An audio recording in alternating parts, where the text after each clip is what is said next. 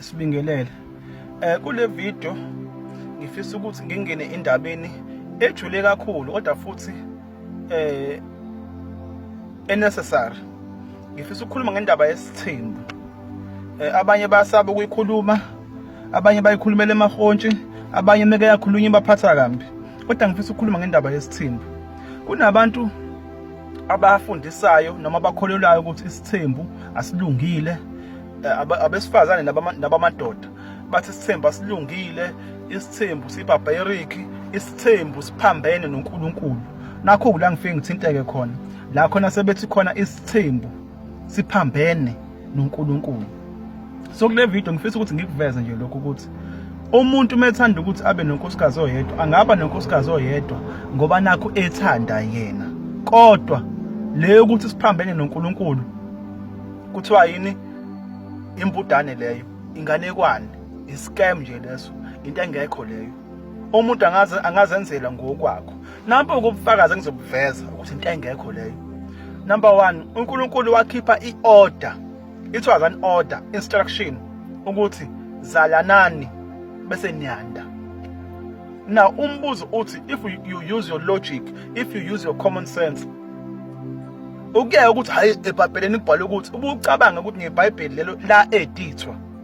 iBhayibheli la edithwa bakwethu. So if wona you are programmed ngokweBhayibheli usenkingeni, ungafuni ukuba free thinker, la edithwa iBhayibheli, and umuntu owa edit anom research ukuthi umuntu onjani, wayephila kanjani, wayehamba kanjani emhlabeni. Umuntu owa edit phecelezi uKing James. Now indaba yesithembu, uNkulunkulu wathi zalanani bese niyanda. Umbuzo uthi if mina nginonkosikazi oyedwa bese kuvela omunye umuntu namakhosikazi awu7, who is more likely ukuthi ayigcine le instruction ukuthi andise lemhlabeni? Who is more likely ukuthi abe nezingane eziningi ezizogcwalisa lo mhlaba njengoba uNkulunkulu akhipha instruction, wakhipha nesibusiso? Who is more likely ukuthi agcine lo mthetho? Obviously lo muntu onjani ongenawo ama limitations. Manje wena umuntu mase nizothi nina uNkulunkulu wathi umuntu akabe nenkosikazi yodwa, akuphambani nalo mthetho awukhipha uNkulunkulu ukuthi abantu abazalane abantu. Ngoba phela umuntu osifazana oyedwa mhlawumbe ingane eziwu2 3 sekwanele usiyavala. Sokhula kanjani isibongo? Sokhula kanjani isizwe? So nje into yokuqala leyo ekuvezayo ukuthi lento yokuthi umuntu kumele abe nenkosikazi yodwa into engekho. Umuntu angazenzela nje ngokwakhe. Ebese kuthi okwesibili, uNkulunkulu wadala indoda, wadala umuntu wesifazane, wadala nezilwane. Now ngifuna ukuthi sibuye kahle lento lena. Ama species wonke aphila ngokwenature. Abantu kuphela abathanda ukuthi bahluke manje baphume kwinature. Like for example, uNkulunkulu ezilwaneni wadala imale, wadala ifemale. Now ake sibuke imale.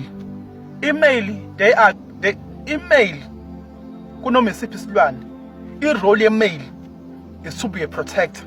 Noma ngabe ibhubesi, noma ngabe ichicken, noma yini imonkey or whatever it, noma ngabe isiphi isilwane, irole yemale is to protect. Size kubantu, human beings, irole yemale yini is to protect as well. Kuyafana ngoba zonke lezi zinto zadalwa uNkulunkulu. Siphinde sibuyele khona futhi ezilwaneni, irole yefemale ukuzala ingane bese eyayivikela eyayikhulisa, zikhuliswa yifemale ingane kunoma iziphi izilwane. Ake sibuye size kuma human beings, irole yefemale yini ukuzala ingane bese eyayikhulisa. Irole nje umuntu wesifazane ukukhulisa ingane. That's why ingane ziba close nomuntu wesifazane. Siphinde futhi sibuyele ezilwaneni futhi, right? Irole siphinde sibuyele futhi kuma species noma kuyilwane. If you check ezilwaneni ezihlukahlukene, you'll always find ukuthi there are more females than males. Ake sibuye size kuma human beings. Kuma human beings nakhona into efanayo, abantu besifazane baningi kunamadoda. Mhlawumbe angazi basiphinda kangaka abantu besifazane. Siphinde sibuyele ezilwaneni. If you check, you'll always find ukuthi there will be one male. Uthola ukuthi namakhosikazi mhlawumbe awu10 or 15 kuzo zonke izilwane. There will always be one male or two males. Ama males mancane, ama females maningi. Uthola ukuthi imate nawo wonke lama females agcwele la. Yini? Because that's nature. That's how males were designed. That is who they are. Yabo. So now bese uyabuya uzala kuthina. So kwangenzeka kanjani ukuthi kuthina bese kuthiwa one man, one woman? How does that make sense? How does that make sense? Help me understand. How does that make sense? Siphinde futhi sibuye kuthiwa uNkulunkulu akahlangani nesithembu. Kodwa amakhosi lawo uNkulunkulu ayewathumile emhlabeni ukuthi awadlulise umthetho wakhe. Aye nezithembu.